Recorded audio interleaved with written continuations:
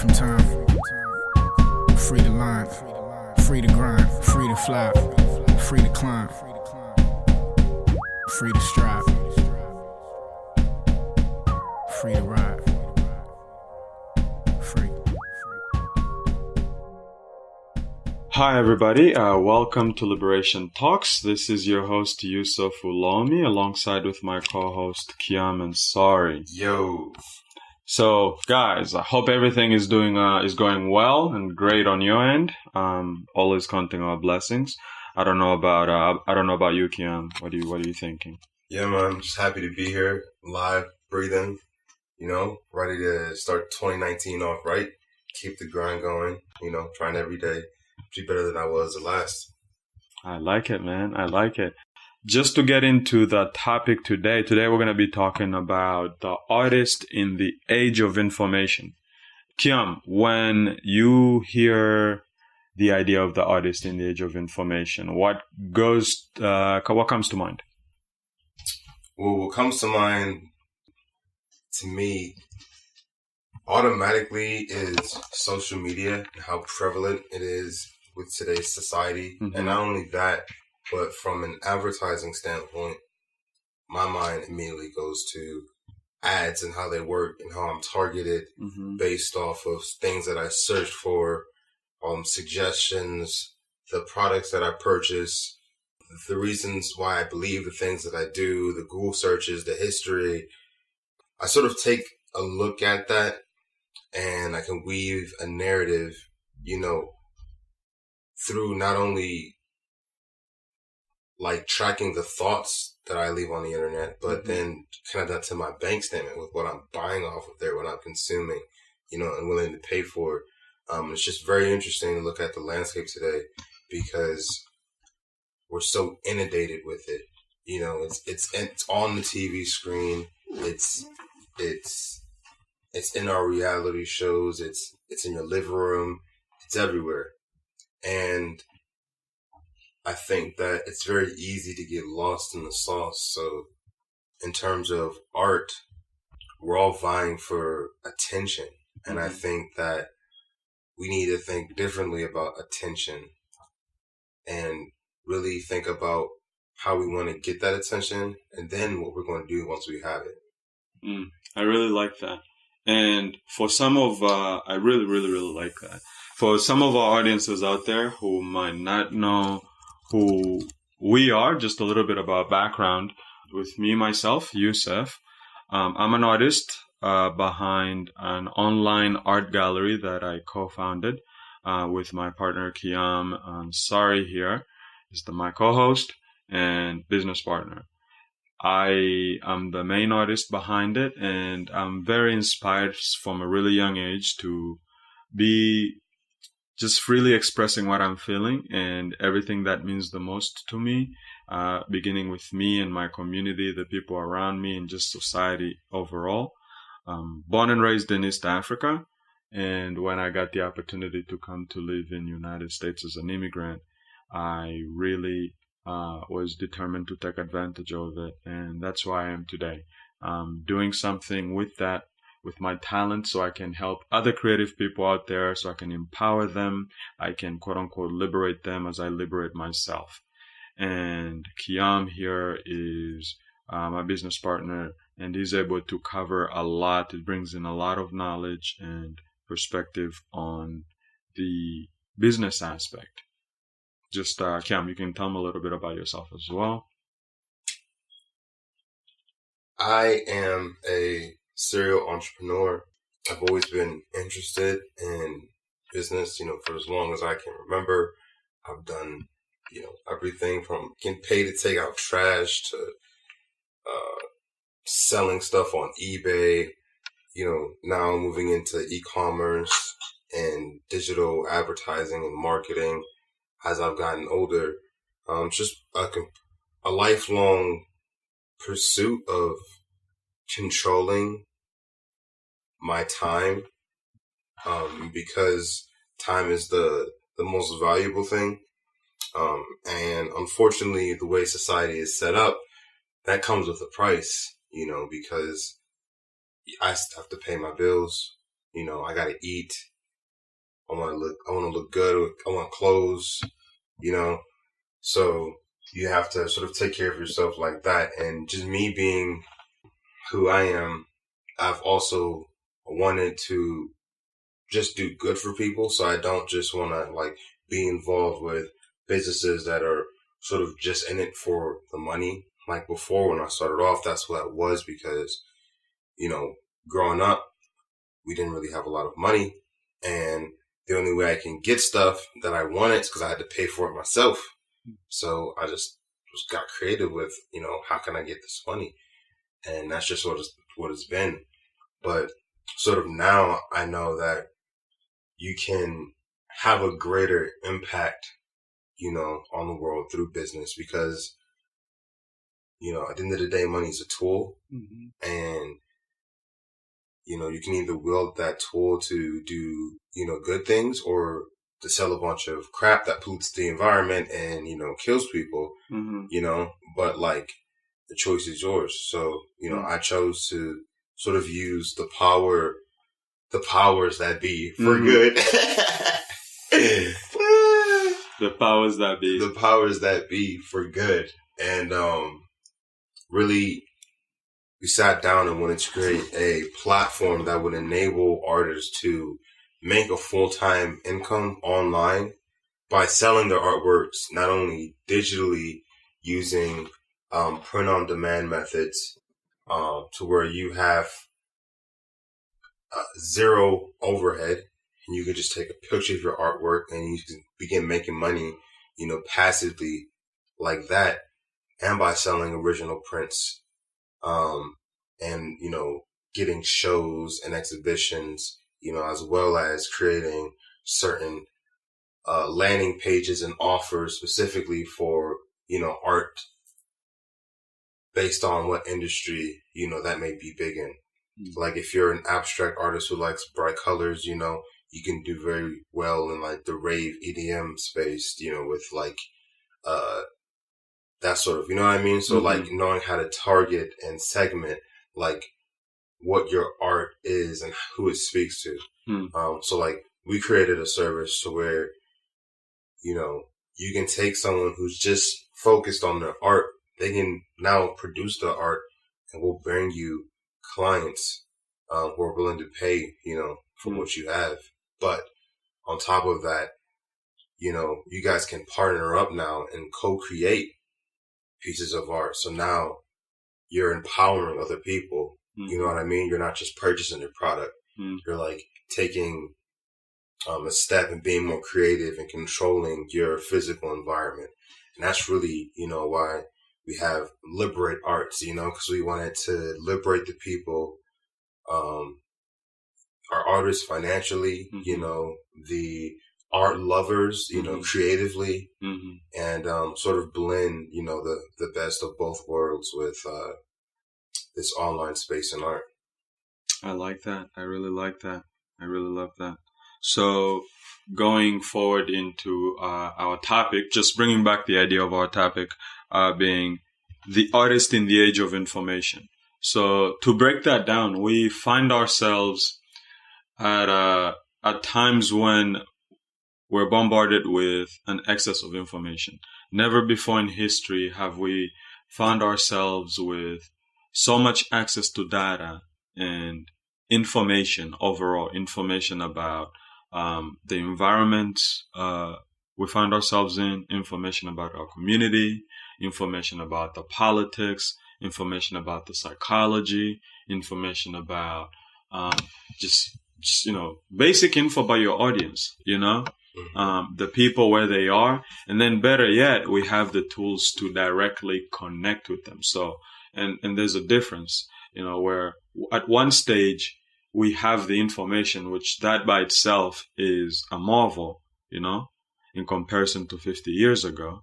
And then in addition to that, we have the tools to actually connect with the people behind that information. You know what I mean? Mm-hmm. So, be that as it may, that's a tremendously powerful thing. And I'm very optimistic as an artist, being aware of the times in that way, because that can only positively help us put our message and convey our message out there to our people. However, what I also know about just what I've learned from life and just the biggest rewards to life, none of them are ever guaranteed. Even life itself is never a guarantee.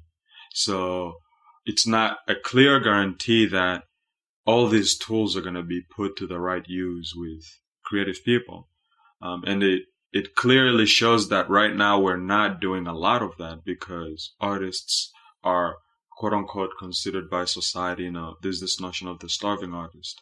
Artists' average salary is what is it 22 to 27,000 dollars a year, yeah. Dollars a year. From a standpoint of value to society, actually, artists are some of the few individuals or professions or individuals involved in that type of profession who transform society the most. They create the images that heal society. They create the images that help society transition to the unfolding future. Artists do a lot. It's just they're never given back. So I guess today what we're trying to discuss is what can the artist do with all this information. And one of the things I think creative people should do is first become aware of these facts, that this is where we find ourselves. And that second, to integrate themselves and saturate themselves with that information. Don't be too distanced. Don't be too shy in your corner. Whatever you are creating, the feedback you're getting around you from the people around you, that's a mere percentage. That's not even making 1% of all the possible feedback you could get. And there are people out there who are able who are already receptive to your message, and your message can heal them, in whatever way. And it's just, that's also not guaranteed, that's also not guaranteed. So in respect to social media, there are upsides and downsides. What do you think a creative person should be doing and using tools like social media, and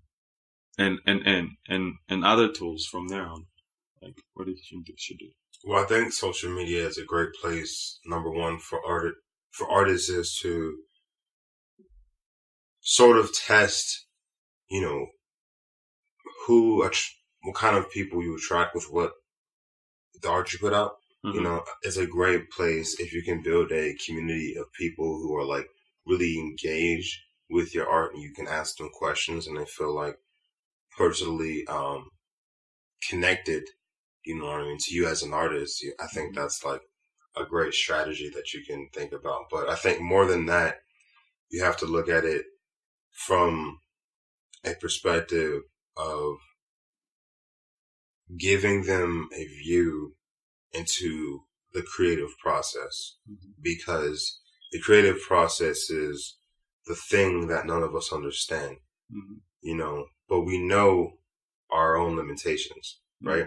So I look at a picture and I'm in awe because, it's such a vivid artistic creation. And I think to myself, like, there's no way I could have created that. How do you even think to put and blend those colors in that order to even create something like that, But for an artist, they can.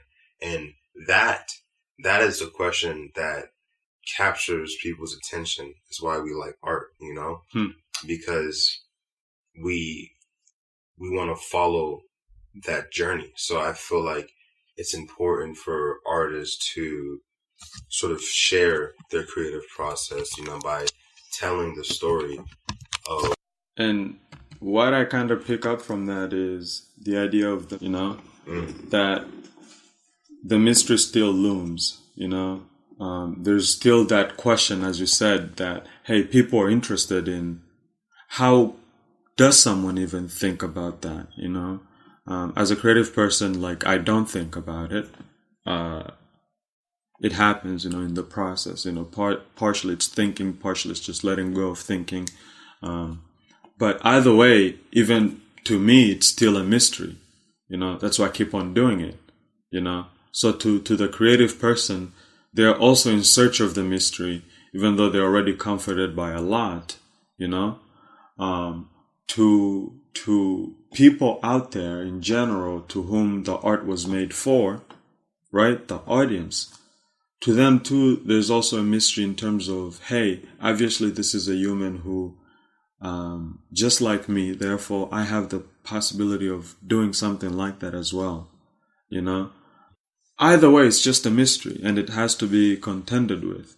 It's not a problem that needs a solution, but it's a mystery that you have to address.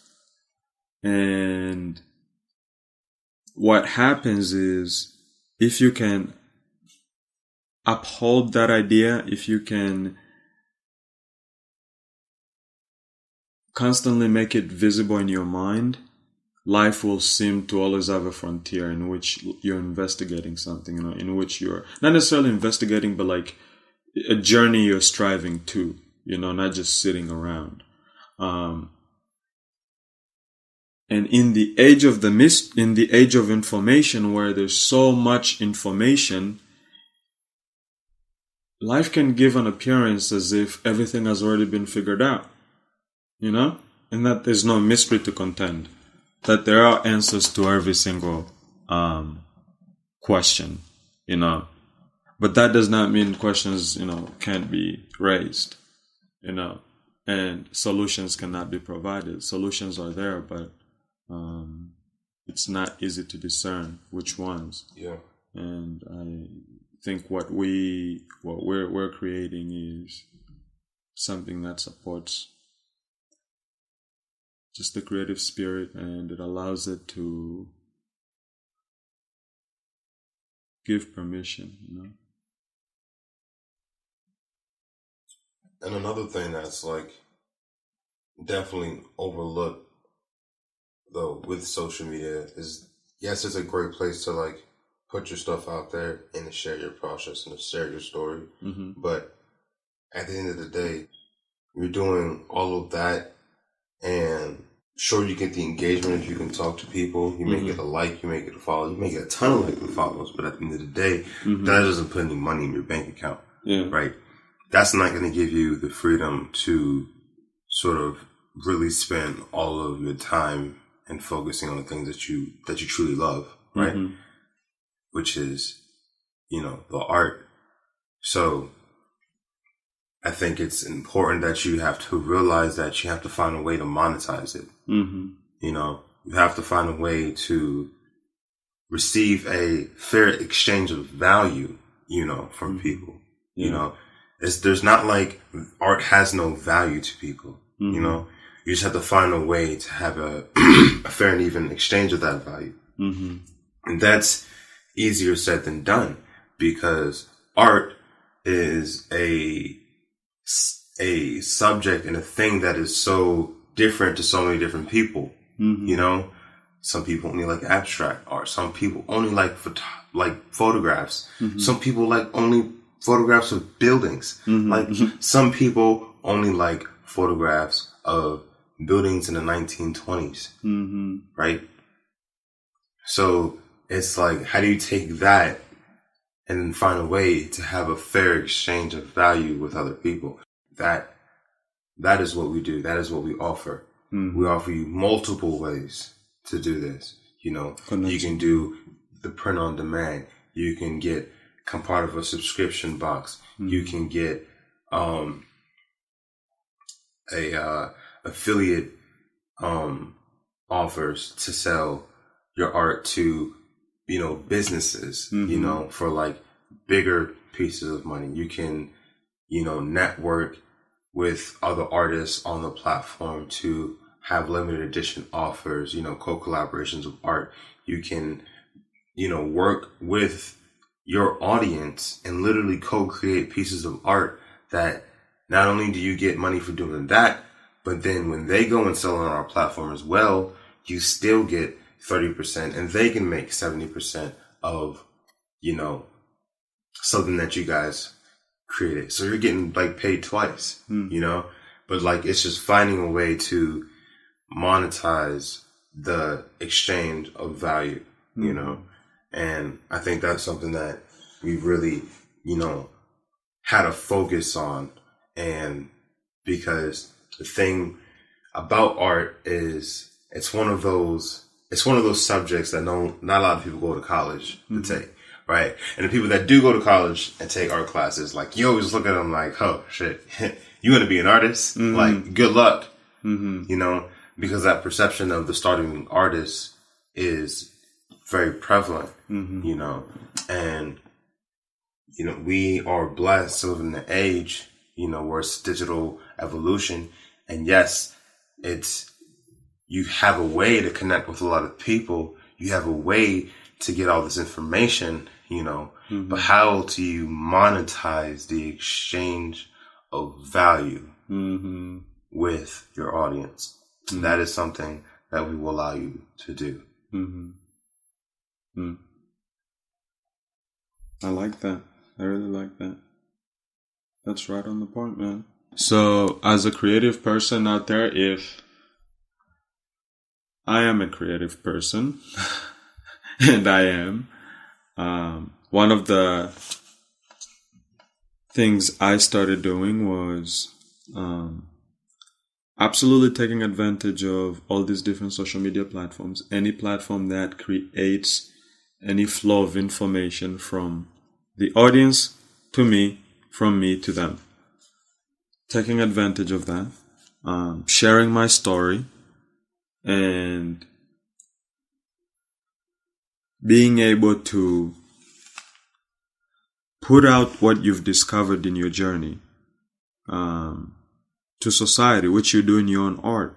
And as a creative person, you want that to get to as many people as possible. So whatever you had a glimpse of can also become possible in other people's eyes, So right now we have platforms to be able to do that. It's just that information is, most of it is lost in the noise, because it's in the sea of so much other information due to our networking model, of social media. All the social media platforms are working on a networking model that is pretty much just exposing us to feeds or content from our own network. And what we as creative people need to realize is that when we put out content, it's not just, most of the times it's just spread out to not our own